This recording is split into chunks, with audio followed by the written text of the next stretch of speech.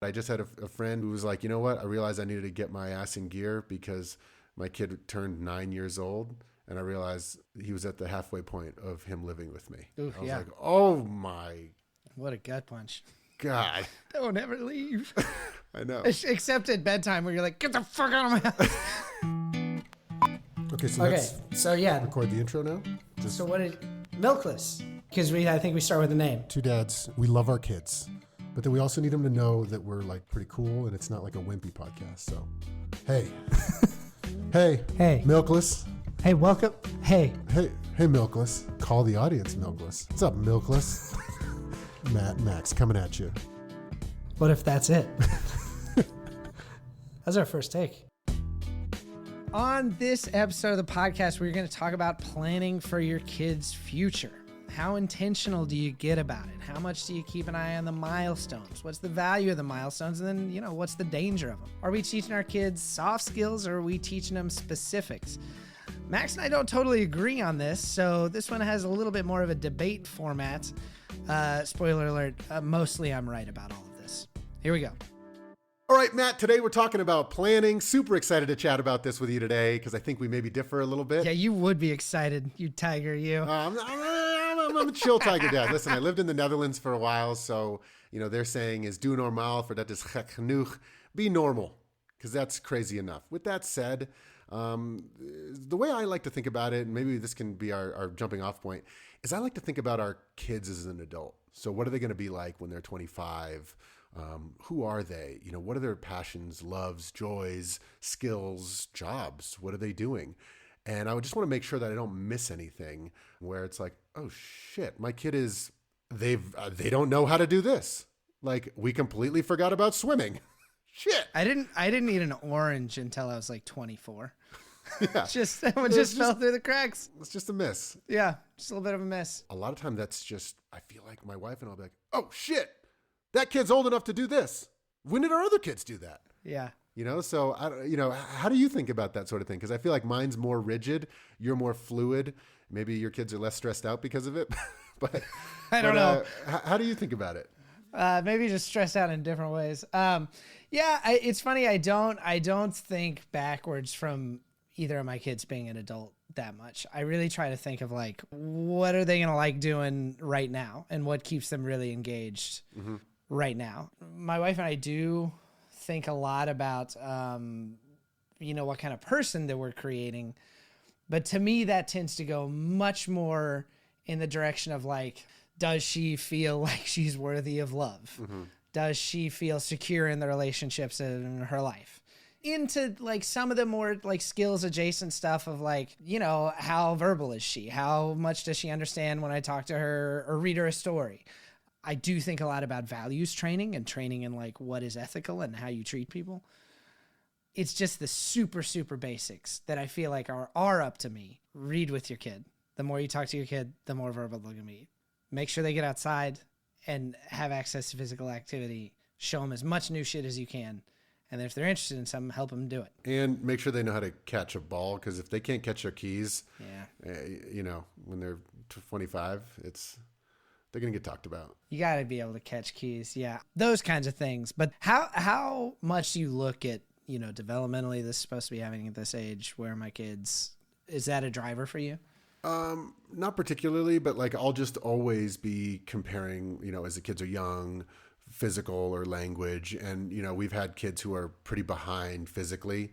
The latest we had a kid crawling was like 20 months, latest walker, 22 months.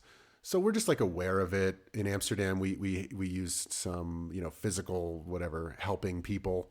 Almost like physical therapy for babies, like stuff OT, like that. Exactly, stuff like that. I think that just being aware of, especially for young kids, comparing the physical and the verbal behavior with other kids their age, because you don't want to have them be behind too far and then realize that like you could have done just a little early intervention to get them back up to snuff. How about you? I think my wife tracks those more than I do, which is kind of purposeful. I think there's always there's utility in things like milestones, but there's also danger in them. 100%. Because you can obsess about them. And honestly, like 98% of the time, if a kid is behind, they just catch up. It is helpful because it can tell you if, like, you know, getting them a little bit of help now will save a bunch of heartache down the road. But I do worry about pathologizing something that's maybe just a temporary phase, or deciding that there's really something wrong. I heard in an interview, it really stuck with me. Do you know who Ta-Nehisi Coates is? He's a writer. No. He was doing this interview, and he's like, yeah, I read late. And he said I was really late to learn how to read, and then I was a really slow reader, and I'm still a pretty slow reader. And this guy he's a prominent American author who is a beautiful writer.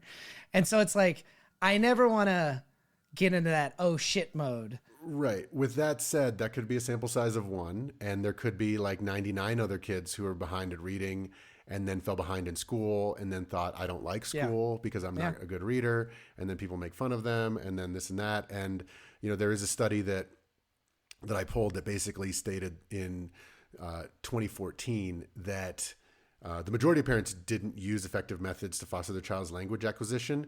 But then the good part is that when they did learn about language intervention, then there was a significant positive association between the parents' interaction and the child's total language age. Mm-hmm. So what it says is, like, if you recognize that they're behind, like, parents can have a major impact on, you know, how the kids perform. Yeah. I mean, on the one hand, there's planning, like making sure that they have these, you know, reading and math skills, you know, at a nice milestone rate. But also, it's just kind of like fun things too. Like I realized the other day that our kids are 3, 5, and 7, and none of them have ever been to a pro sports game. And that's just a fun experience that, man, I just kind of missed that. You know, I was also thinking, could our kids go to a concert? Like, what's the age for that? Uh-huh. I don't want to miss that. And our kids go to college, and all these other kids are like, yeah, I got to go to all these concerts. And I'm like, wait a minute, I forgot to. So does this give you worry that you're going to miss? It feels like No, because it's just not a worry that ever occurs to me. It's not a worry, but I love fun things and exposing them to new things. Sure. Yeah. But I'm always kind of, in addition to maybe doing the stuff you're doing, of thinking about a well-adjusted human being with, you know, good pro-social behavior, or, you know, handling big kid emotions. Also kind of thinking about what are those other things that, like, for example, I'm very entrepreneurial. I just want to make sure I show kids that. I want to do lemonade stands with them this summer. Mm-hmm. You know, and just what happens if they just absolutely love that? Just the scrappiness of, you know, setting up a little table and, you know, getting a little box to keep the money in, or setting up a Venmo thing. And then the kids are just like, find that so exciting and whatever. I don't know. I feel like the way I look through it is giving them a smattering of different things. Yeah. So that they can choose from them, figuring out what their passions are. I do agree with you that that just being in search of newness and novelty all the time, it's also just a good way to spend your weekends. Yeah. Because kids get such a kick out of stuff they haven't done before. You know, using the example of like entrepreneurship, the first thing you said is, I'm really entrepreneurial. I want my kids to see that. It's like, well, you have answered your question. Yeah. There's this great quote, your kids don't listen to you, they watch you. Like, the biggest way your kids learn from you is by how you live your life. So if you want an honest kid, be honest with them. If you know, et cetera, et cetera. Mm-hmm. The biggest determinant of financial success, of income for a kid is, guess what? The income of their parents. So be the kind of person that you want them to be. And I know that you're not like losing sleep over this. I just want to tell you, like, there is no way you will have kids who are unable to pursue their dreams or don't have the confidence to go try something difficult. They are you and your wife's children. Yeah. They will not be able to miss those traits because they've seen them in you and you have a positive relationship with them.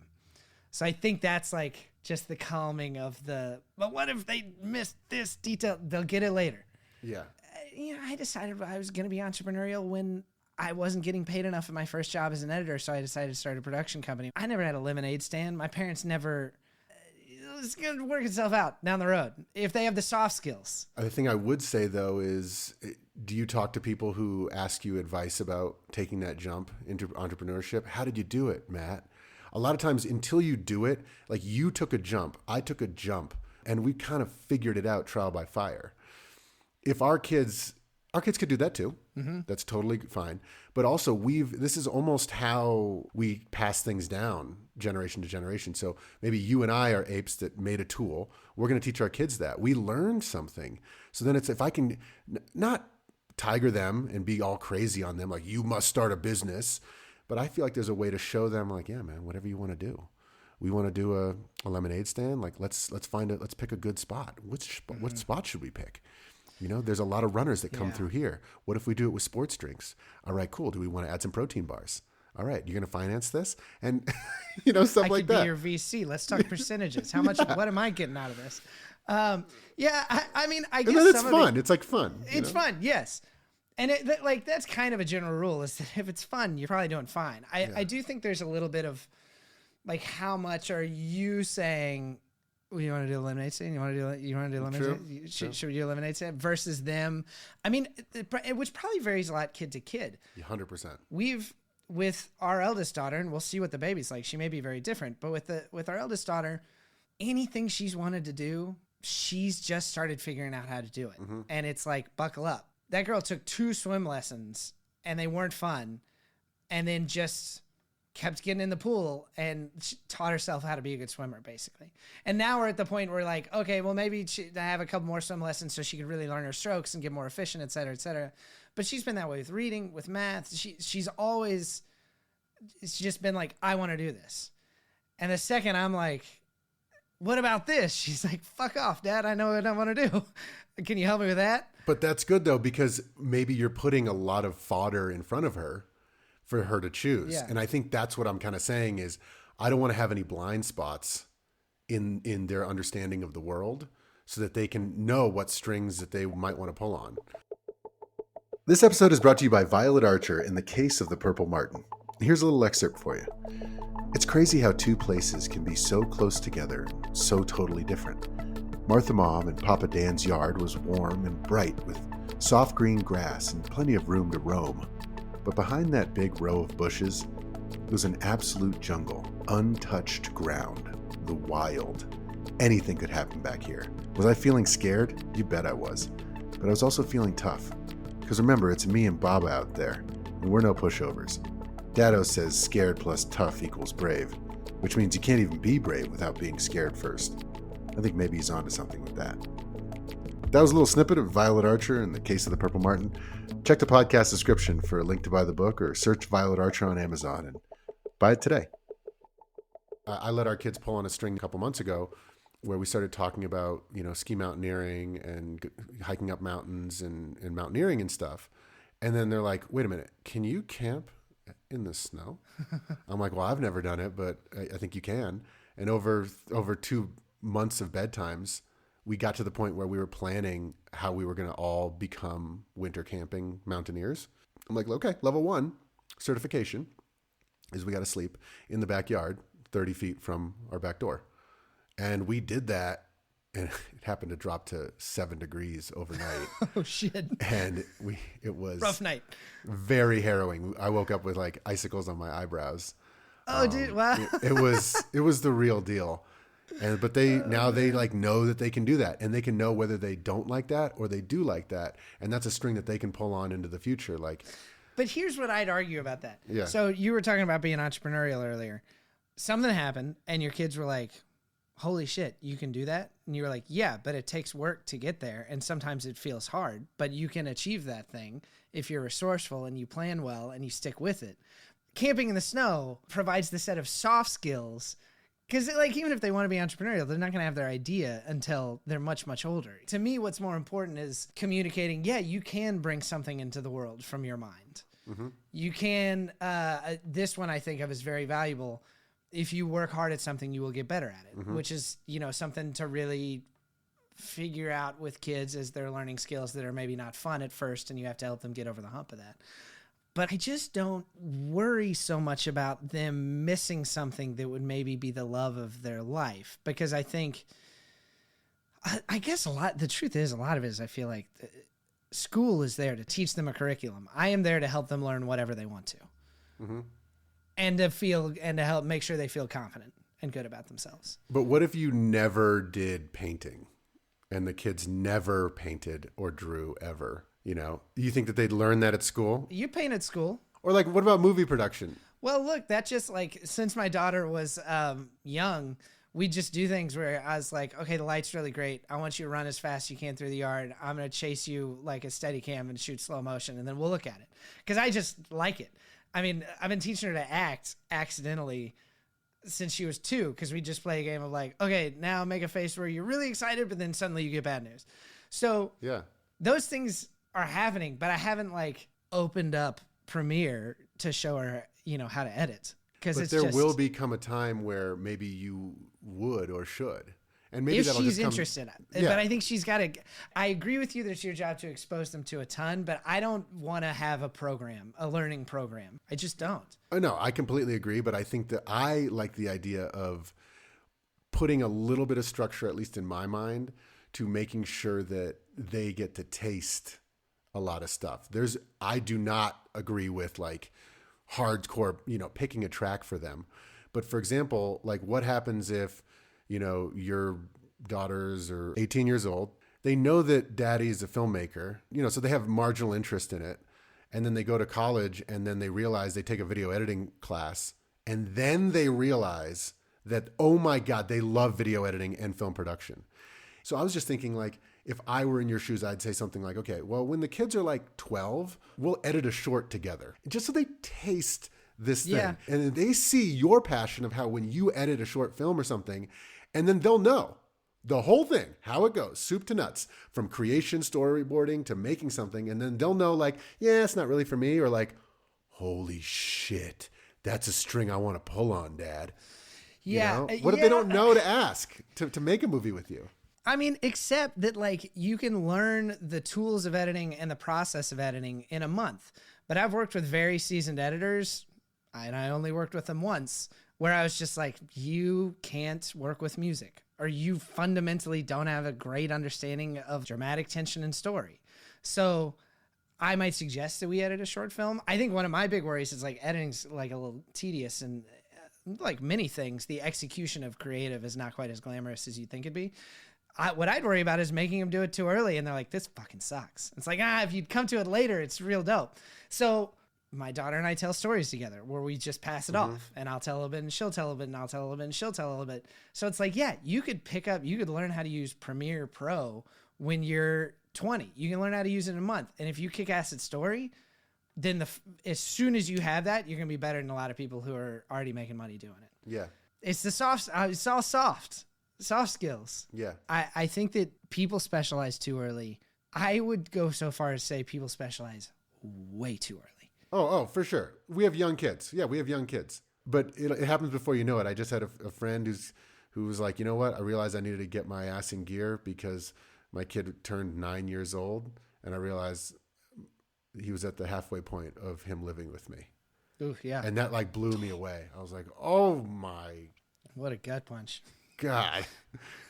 Don't ever leave. I know.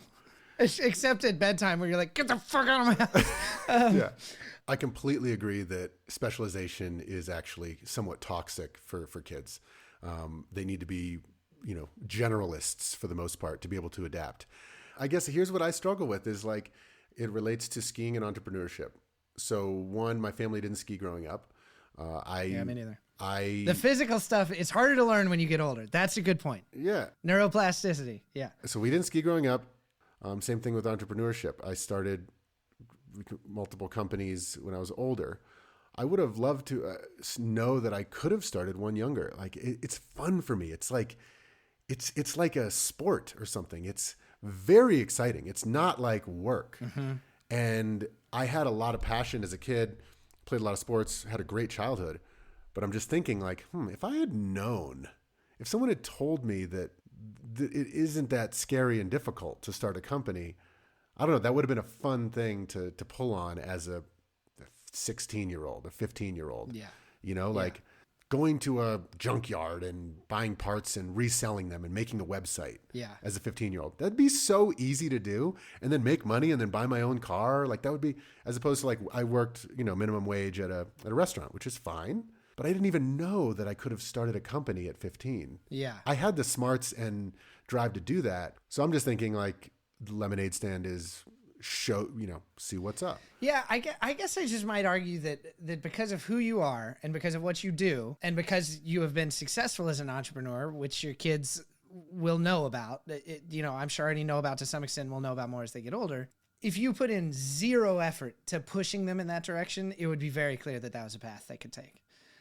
And then if they have that pull, they're going to get there. I have this worry of putting my thumb on the scale too much and pushing my kid towards something that is ultimately not suited to their temperament.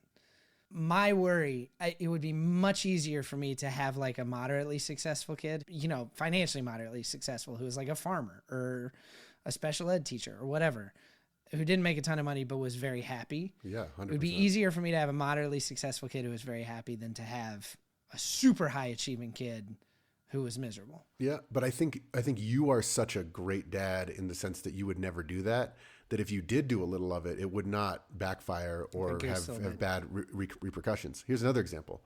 So I was super advanced in math in high school and college, aced calculus and everything, like 100% in high school. Love math, absolutely love math. And after we sold the software company, I actually thought about getting a PhD in advanced math and doing that for the rest of my life. Like I absolutely love math. What a nerd. I know, it's weird. But then sorry, it's great you love math. But no one ever cultivated my math. I didn't even realize I liked math till like 8th grade. And then I started to excel and go faster, but no one ever really was pulling on that string. So with our kids, I start doing 1 + 1. I do 2 + 1. But I feel like you just made my argument for me. Like nobody ever pushed you in math. You aced every class in it. You thought about being a PhD. You didn't, but then you used a lot of your math brain and skill set to become a really successful tech entrepreneur. Like what went wrong in that situation? Nothing was wrong. I was a happy kid. I'm just saying, if you had asked me as a 5-year-old, like, hey, do you want to go a little harder? I would have absolutely loved to. And there would have been no pushing. That was turned out to be one of my passions. And no one ever, I had to figure that out on my own. Yeah. Whereas like I'm putting all this stuff in front of our kids. One of the 3 of our kids loves math, is obsessed with math, and is like, yo, can I keep going? I'm like, sure. He keeps going. I'm like, okay, bro, just let you know, like, you should play outside. Like, you don't have to do any of this. He's like, but am I allowed to? Then it's easy. If they show that aptitude and that interest, then you just get behind them. And it's like, what do you need to chase this? But that came from putting these little dinner plates in front of them to see which ones they eat from. Like our other one is not that into math. He's good at it, but he's not like obsessed and wants to go deep, maybe how I used to. But he's more into his body, and I could see him maybe being into parkour or something. He's so amazing. That's a really lucrative parkour is if he gets into No, but I mean, I'll talk about passions. It's he loves moving his body and like, Dad, watch this. Look at this move. So then I'm like, okay, I'll write down stuff like, what is this guy like? I don't want to miss something where, then he turns 25, understands that, I could have done parkour. Mm-hmm. Because if I could help a child get to adulthood where they know they love whitewater kayaking and paleontology, and those things fill their heart with joy, and they know that. I mean, how many people do you know who are like, what do you like to do? What are your passions? And they're just like, I don't even know. I don't even know what I like. And I would help a friend. I would help an adult that way. So I try to help our kids that way too. Helping people understand their passions, not manufacturing it for them the same way I do it for a good friend. What do you like to do? What makes you happy? Yeah. I think that's and that is probably where we meet, is that like we want our kids to be driving their passions for themselves and for us to be in support of that.